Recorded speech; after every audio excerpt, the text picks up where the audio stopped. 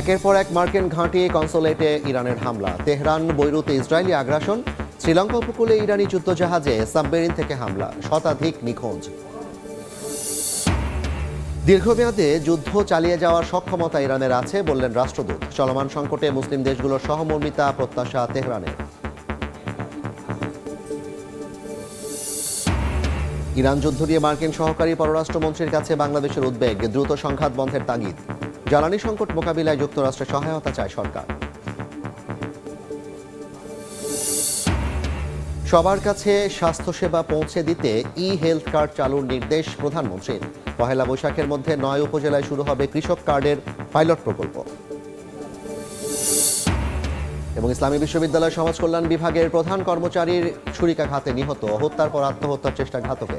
বেতন নিয়ে মতভেদ, অন্য বিভাগে বদলির জের, ধারণা পুলিশের।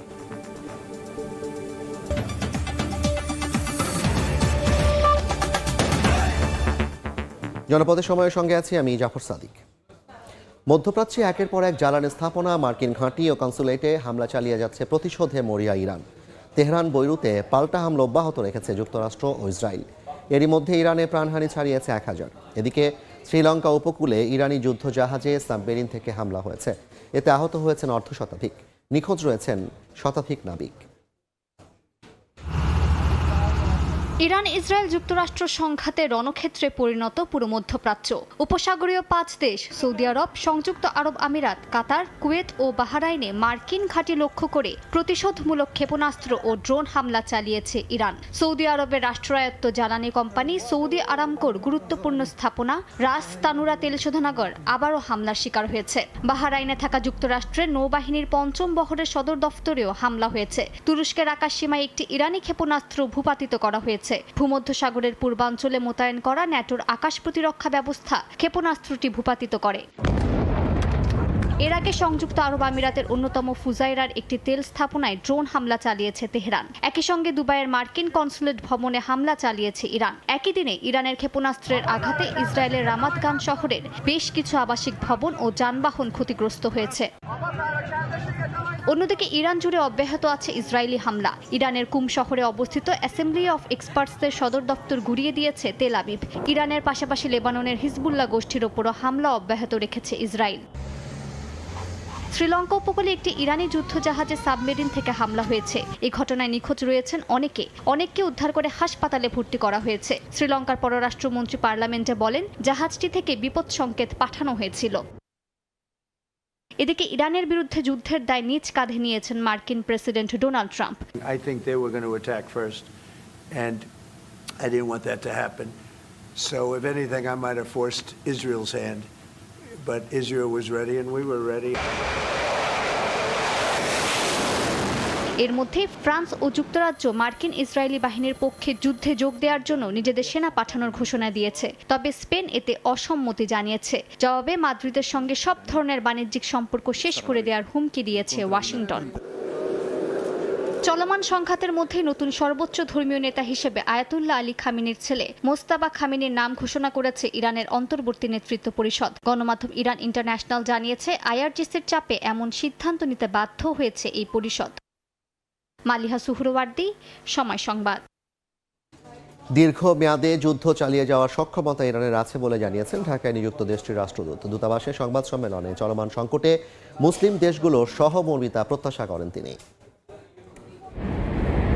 যুক্তরাষ্ট্র ও ইসরায়েলের অব্যাহত হামলা আর যুদ্ধের দাবামায় বিপর্যস্ত ইরান। 5 দিনের যুদ্ধ শেষে সবশেষ পরিস্থিতি পরবর্তী করণীয় তুলে ধরতে গুলশানে ইরানি রাষ্ট্রদূতের সংবাদ সম্মেলন।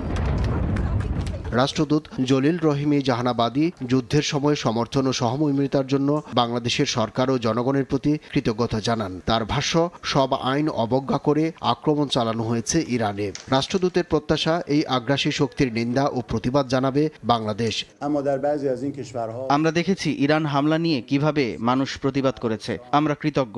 সরকার আমাদের প্রতি সহমর্মী। তবে যে বিবৃতি দিয়েছে তা আমরা দেখেছি। আমরা প্রত্যাশা করছি ওআইসির সদস্য ও মুসলিম দেশ হিসেবে বাংলাদেশ আগ্রাসী শক্তির সরাসরি নিন্দা ও প্রতিবাদ করবে। তিনি জানান, আমেরিকা শান্তির পথে না আসা পর্যন্ত এই যুদ্ধ জারি রাখবে ইরান। প্রতিবেশীদের আমরা নিষেধ করেছি তাদের আশ্রয় দিতে। আমরা বাধ্য হয়ে আরব দেশগুলোতে আক্রমণ করছি। তারা যেখানেই থাকুক আমরা তাদের টার্গেটে পরিণত করব। দেশটির সর্বোচ্চ নেতা আয়াতুল্লাহ খামেনি পালিয়ে না গিয়ে মানুষের পাশে ছিলেন জানিয়ে জাহানাবাদী বলেন, ইরান দীর্ঘমেয়াদে এই যুদ্ধ চালানোর সক্ষমতা রাখে, তবে প্রতিরক্ষা চুক্তি না থাকায় চীন সরাসরি তাদের পাশে দাঁড়াতে পারছে না। চীন রাশিয়ার সঙ্গে আমাদের সামরিক বা অস্ত্র কেনাবেচার চুক্তি আছে, কিন্তু প্রতিরক্ষা চুক্তি নেই, তাই তারা পাশে দাঁড়াতে পারছে না। আমাদের যা আছে তাতে যুদ্ধ চালিয়ে যেতে সক্ষম। দেশটিতে থাকা প্রবাসী বাংলাদেশিদের নিরাপত্তার বিষয়েও আশ্বস্ত করেন রাষ্ট্রদূত। বলেন, তারা ইরানিদের মতোই সেবা পাবেন। আব্দুল্লাহ শাফি, সময় সংবাদ, ঢাকা। ইরান যুদ্ধ নিয়ে বাংলাদেশ সফররত মার্কিন সহকারী পররাষ্ট্রমন্ত্রী পল কাপুরের কাছে উদ্বেগ জানিয়েছে বাংলাদেশ। বৈঠকে কূটনৈতিক আলোচনার মাধ্যমে দ্রুত সংঘাত বন্ধের তাগিদ দেওয়া হয়েছে বলে জানান পররাষ্ট্রমন্ত্রী ডক্টর খলিলুর রহমান। বুধবার সকালে পররাষ্ট্র মন্ত্রণালয়ে আসেন দক্ষিণ ও মধ্য এশিয়া বিষয়ক মার্কিন সহকারী পররাষ্ট্রমন্ত্রী পল কাপুর। বৈঠক করেন পররাষ্ট্রমন্ত্রী ডক্টর খলিলুর রহমান এবং প্রতিমন্ত্রী শামা ওবায়দ ইসলামের সঙ্গে। আলোচনায় ঢাকা ওয়াশিংটন কৌশলগত সম্পর্ক জোরদারের সঙ্গে উঠে আসে রোহিঙ্গা এবং দেশটিতে থাকা অবৈধ অভিবাসী প্রসঙ্গ। বৈঠক শেষে বেরিয়ে যাওয়ার সময় পল কাপুর জানান, আলোচনা ভালো হয়েছে। পরে পররাষ্ট্রমন্ত্রী গণমাধ্যমে জানান, মধ্যপ্রাচ্যের যুদ্ধ পরিস্থিতি সম্পর্কে তাকে উদ্বেগ জানানো হয়েছে।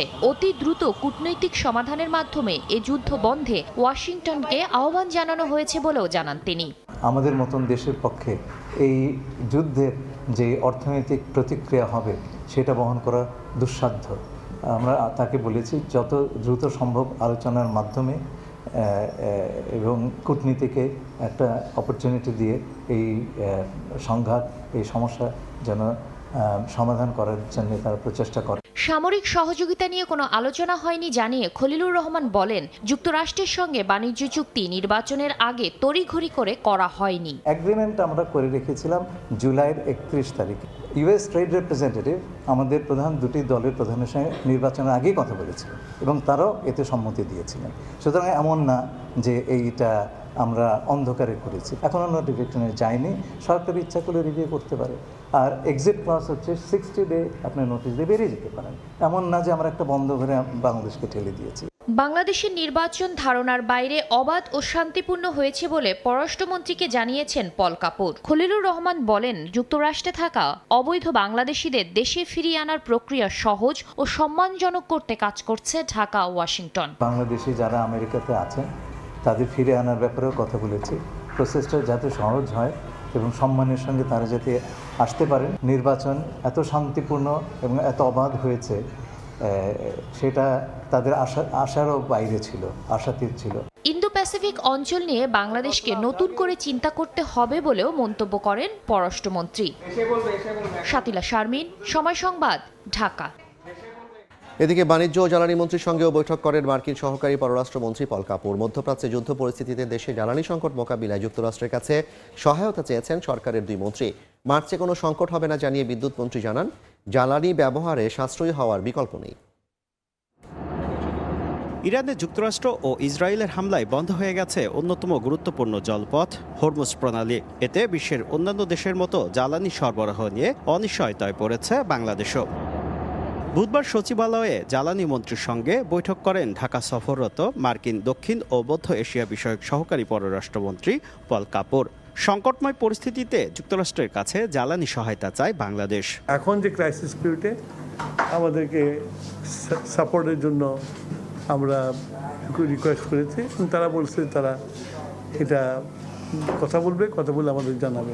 ইনফ্যাক্ট আমাদের ক্রাইসিস থাকবে হলো ঈদের ছুটি পর্যন্ত। তারপরেও আমরা যাতে ঘুরে টুরে আনানো যায়, যেসব সোর্স আছে সেসব ট্যাপ করছি আমরা। বৈঠক শেষে ব্রিফিংয়ে জ্বালানি ব্যবহারে সবাইকে সাশ্রয়ী হওয়ার আহ্বান জানান মন্ত্রী। এ সময় ভারতের ডিজেল পাচার বন্ধে সীমান্তে নজরদারি বাড়ানোর নির্দেশ দেওয়ার কথা জানান তিনি। এখন মার্কেটগুলোতে আলোকসজ্জা করা, পৃথিবীতে যুদ্ধ চলছে, এর মধ্যে আলোকসজ্জা করার তো প্রয়োজন নাই। যাদের গাড়ি আছে তাদেরকেও একটু চলাফেরা কম করে যদি করতেই হয় পাবলিক ট্রান্সপোর্টগুলো ইউজ করার জন্য বিজিবি চিফের সাথে কথা বলছি বর্ডার টাইট করার জন্য।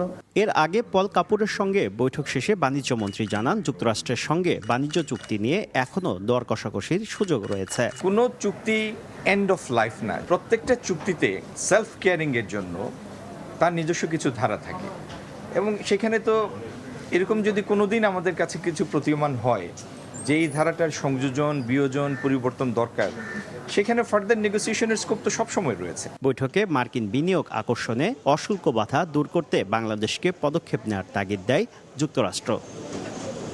শুভ খান, সময় সংবাদ, ঢাকা। জনগণের দোরগোড়ায় স্বাস্থ্যসেবা পৌঁছে দিতে হেলথ কার্ড চালু করতে যাচ্ছে সরকার। সুস্বাস্থ্যের বাংলাদেশ নিয়ে বৈঠকে এই নির্দেশনা দেন প্রধানমন্ত্রী তারেক রহমান। সরকার প্রধানের সভাপতিত্বে আলাদা বৈঠকে পহেলা বৈশাখের মধ্যে 9 উপজেলায় কৃষক কার্ডের পাইলট প্রকল্প চালুর সিদ্ধান্ত হয়েছে। নির্বাচনী প্রতিশ্রুতি বাস্তবায়নে প্রতিদিনই বিভিন্ন মন্ত্রণালয়ের মন্ত্রী, প্রতিমন্ত্রী ও কর্মকর্তাদের সঙ্গে বৈঠক করছেন প্রধানমন্ত্রী। বুধবার সচিবালয়ে কৃষক কার্ড সংক্রান্ত সবশেষ অগ্রগতি আলোচনায় সভাপতিত্ব করেন তারেক রহমান। বৈঠক শেষে কৃষিমন্ত্রী জানান, পহেলা বৈশাখের মধ্যে 9 উপজেলায় শুরু হবে কৃষক কার্ডের পাইলট প্রকল্প। 9টা উপজেলা, 9টা ইউনিয়নের 9টা ডিভিশন, ওইভাবে আর কি। কার্ডের মূল উদ্দেশ্য যেটা আছে সেটা হলো উৎপাদন, ভোক্তা, কৃষি জমি, কৃষির পণ্য, ভ্যারাইটি সব কিছু যেন আমরা নিয়মতান্ত্রিকভাবে কৃষক পেতে পারে এবং গভর্নমেন্টের কাছে যেন সমস্ত তথ্য সঠিকভাবে আসে। সুস্বাস্থ্যের বাংলাদেশ কর্মসূচি সংক্রান্ত সেলের অগ্রগতি নিয়েও বৈঠক করেন প্রধানমন্ত্রী। এ সময় জনগণের দোরগোড়ায় স্বাস্থ্যসেবা পৌঁছে দিতে হেলথ কার্ড চালুর নির্দেশ দিয়েছেন তারেক রহমান। এর আগে বৃক্ষরোপণ সংক্রান্ত সেলের পর্যালোচনা সভাও করেন সরকার প্রধান। পরে বন, পরিবেশ ও জলবায়ু পরিবর্তন বিষয়ক মন্ত্রী জানান, 1 বছরের মধ্যে 5 কোটি গাছ রোপণ হবে মে থেকে। মে মাস থেকে আমাদের এই বৃক্ষরোপণ শুরু। তো আমরা চাচ্ছি যে এবছরে আমরা যেন 5 কোটি পূরণ করতে পারি, সেটা নিয়ে আমরা বিস্তারিত আলোচনা করছি। এদিন 8 প্রতিমন্ত্রীর দপ্তর পুনর্বণ্টন করে প্রজ্ঞাপন জারি করেছে মন্ত্রিপরিষদ বিভাগ। প্রসূন আশিস, সময় সংবাদ। অফিস টাইমে ভূমি অফিসে ঝুলছিল তালা। প্রতিমন্ত্রীর আকস্মিক পরিদর্শনের খবরে তড়ি ঘড়ি করে আসেন কর্মকর্তা কর্মচারীরা। সকালে নারায়ণগঞ্জের সিদ্ধিরগঞ্জে ইউনিয়ন ভূমি অফিসে এমন চিত্র দেখতে পান প্রতিমন্ত্রী ব্যারিস্টার কায়সার কামাল। বুধবার সকাল 9টা নারায়ণগঞ্জের সিদ্ধিরগঞ্জ ভূমি অফিসে আকস্মিক পরিদর্শনে ভূমি প্রতিমন্ত্রী ব্যারিস্টার কায়সার কামাল এসে দেখেন অফিসের 2টি কক্ষেই ঝুলছে তালা। 9টা 25 আসেন অফিস সহকারী ফাতেমা জান্নাতি। প্রতিমন্ত্রীকে অপেক্ষায় দেখে হতচকিত তিনি। তড়িঘড়ি করে খুললেন অফিস কক্ষ। পরে একে একে উপস্থিত হন সহকারী কর্মকর্তা ও উপসহকারী কর্মকর্তা। প্রতিমন্ত্রীকে পেয়ে নানা সমস্যার কথা তুলে ধরেন সেবা প্রার্থীরা। জানান, টাকা ছাড়া মেলে না কোনো সেবা। আমার বাহার সম্পত্তি আবার আমার 200 টাকা দিচ্ছে সেইটাও নামঞ্জুর করে দেয়। আমার একটা বাড়ির ছোট একটা বাড়ির একটা কাজ 2.5 লক্ষ টাকা দাবি করছে, এরপরে এই কাজ আমি 20,000 টাকা করাইছি। এ সময় কোনো অনিয়ম পেলে ব্যবস্থার হুঁশিয়ারি দিয়ে প্রতিমন্ত্রী জানান, প্রমাণ পেলে ছাড় দেবে না সরকার, নেওয়া হবে শাস্তিমূলক ব্যবস্থা। সারা বাংলাদেশের প্রত্যেকটা ভূমি অফিসকে নিয়ে প্রশ্নবিদ্ধ আছে, অনেকের অভাব, অভিযোগ, অনুযোগ অনেক কিছু আছে, অনেক বিষয় এখানে আছে। কারাপশনের এলিগেশনসটা তো 1 নম্বরে আছে। দুর্নীতি ঠেকাতে সারা দেশে এমন আকস্মিক পরিদর্শন চলমান থাকবে বলে জানান ভূমি প্রতিমন্ত্রী। কামরুল হাসান, সময় সংবাদ, ঢাকা। জনপদের সময় আরও থাকছে।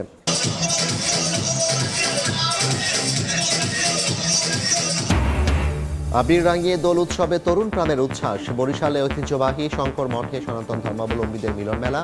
ঠাকুরগাঁওয়ে পূজা অর্চনা সহ নানা আচার পালন। দুর্নীতির অভিযোগের মুখে বাবা মা সহ নিজের ব্যাংক হিসাব তুলে ধরলেন এনসিপি মুখপাত্র ও সাবেক উপদেষ্টা আসিফ মাহমুদ সজীব ভূঁইয়া। রাতে রাজধানীতে দলীয় কার্যালয়ে সংবাদ সম্মেলনে তিনি দাবি করেন, রহস্য সৃষ্টির জন্য ব্যাংক হিসাব তলব করা হয়েছে। আমি খুবই অবাক হলাম যে 56 জনের ব্যাংক হিসাবের তথ্য চাওয়া হয়েছিল। আপনারা যদি অনুসন্ধান করতে চান অনুসন্ধান করেন। আপনারা এটা আলাদাভাবে 56 জনেরটা না দিয়ে 55 জনেরটা না দিয়ে আমারটা আলাদাভাবে সাংবাদিকদের গ্রুপে দিয়ে প্রচার করতে বলাটা আপনাদের যেই হীন উদ্দেশ্য সেটাকেই প্রকাশ করে। আমি যখন সরকার থেকে পদত্যাগ করি তখন মন্ত্রিপরিষদ বিভাগের কাছে আমার আয় ও সম্পদের সম্পূর্ণ বিবরণী আমি পেশ করে এসেছি এবং তারপরেও যেহেতু আবার এগুলো নিয়ে কথা উঠলো এবং জলঘোলা করার চেষ্টা করা হচ্ছে, তখন আমি মনে করলাম যে আমার ব্যাংক হিসাব এবং আমার পরিবারের সকলের ব্যাংক হিসাব জনগণের জন্য উন্মুক্ত করে দেওয়া প্রয়োজন, যাতে করে এই বিষয়গুলো নিয়ে কেউ কোনো ধরনের বিভ্রান্তি তৈরি করতে না পারে। নিজ বিভাগের কর্মচারীর ছুরিকাঘাতে প্রাণ গেল কুষ্টিয়া ইসলামী বিশ্ববিদ্যালয় সমাজ কল্যাণ বিভাগের প্রধান আসমা সাদিয়া রুনার। পুলিশ জানায়, সমাজ কল্যাণ বিভাগে নিজ কার্যালয়ে রুনাকে ছুরিকাঘাত করে বিভাগের কর্মচারী ফজলুর রহমান। পরে সে নিজেও আত্মহত্যার চেষ্টা করে বলে জানান শিক্ষার্থীরা। দুজনকে সদর হাসপাতালে নেওয়া হলে চিকিৎসক রুনাকে মৃত ঘোষণা করেন। বেতন নিয়ে মতভেদ ও অন্য বিভাগে বদলির জেরেই হত্যাকাণ্ড বলে ধারণা পুলিশের।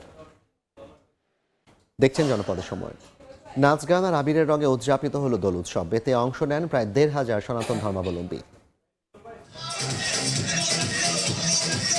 বসন্তের হাওয়ায় লাল, নীল, হলুদ আর সবুজ রঙে একে অপরকে রাঙিয়ে দিতে ব্যস্ত সনাতন ধর্মাবলম্বীরা। সকাল থেকে শুরু হওয়া দোল উৎসব চলে দুপুর পর্যন্ত। বরিশালের শঙ্কর মঠ প্রাঙ্গণে শুধু ধর্মীয় আচার নয়, দোল উৎসব যেন রূপ নেয় এক মিলন মেলায়। গান বাজনায় মুখরিত হয়ে ওঠে পুরো এলাকা। উৎসবে আসা তরুণ তরুণীদের চোখে মুখে ছিল আনন্দ। তাদের মতে বছরের এই একটি দিনের জন্যই তারা অধীর আগ্রহে অপেক্ষা করেন। শ্রী চৈতন্য মহাপ্রভুর জন্মতিথি উপলক্ষে অনুষ্ঠানটি পালন করা হয়ে থাকে। মূলত আমরা বুঝে উপভোগ করছি, পুষ্পাঞ্জলি নিয়েছি, ভীষণ ভালো কাটছে। প্রতি বছর নতুনত্ব নিয়ে আসে শঙ্কর মঠ। পরিচিতরা সবাই একসাথে প্লাস অপরিচিত সবাই মিলে একসাথে দোল খেলেছি। খুব শৃঙ্খলাবদ্ধভাবে আনন্দ ফুর্তি করছি। সঠিক সময়ে পরিকল্পনা অনুযায়ী উৎসবটি পালন করা হয়েছে বলে জানান আয়োজকরা। এই প্রোগ্রামের শুরুতে শিব পূজা হয়েছে, রাধাকৃষ্ণ পূজা হয়েছে, তারপর আসলে সকালনৃত্য শুরু হয়েছে, র্যাফেল ড্রর অনুষ্ঠান হয়েছে, তারপর মহাপ্রসাদ বিতরণ। এদিকে ঠাকুরগাঁওয়ে হোলি উৎসব উপলক্ষে জেলা শহরের আশ্রমপাড়া মন্দির প্রাঙ্গণে মিলিত হন সনাতন ধর্মাবলম্বীরা। বাদ্যের তালে তালে নেচে গিয়ে একে অপরকে রং মাখিয়ে উৎসবটি পালন করেন। খাদিজা স্বপ্না, সময় সংবাদ। জনপদের সময়ের শীর্ষ সংবাদগুলো জানিয়ে দিচ্ছে আরেকবার। একের পর এক মার্কিন ঘাঁটি, কনসুলেটে ইরানের হামলা, তেহরান বৈরুতে ইসরায়েলি আগ্রাসন, শ্রীলঙ্কা উপকূলে ইরানি যুদ্ধজাহাজে যুক্তরাষ্ট্রের হামলা, নিহত ৮০। দীর্ঘমেয়াদে যুদ্ধ চালিয়ে যাওয়ার সক্ষমতা ইরানের আছে বললেন রাষ্ট্রদূত। চলমান সংকটে মুসলিম দেশগুলোর সহমর্মিতা প্রত্যাশা তেহরানের।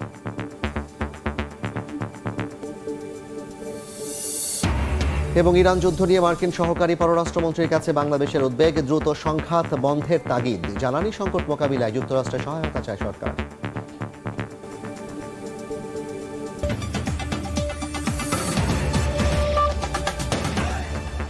এই ছিল জনপদের সময়। এরপর রাতের সময় নিয়ে সঙ্গে থাকবেন আলিশা ইসলাম। ধন্যবাদ জাফর।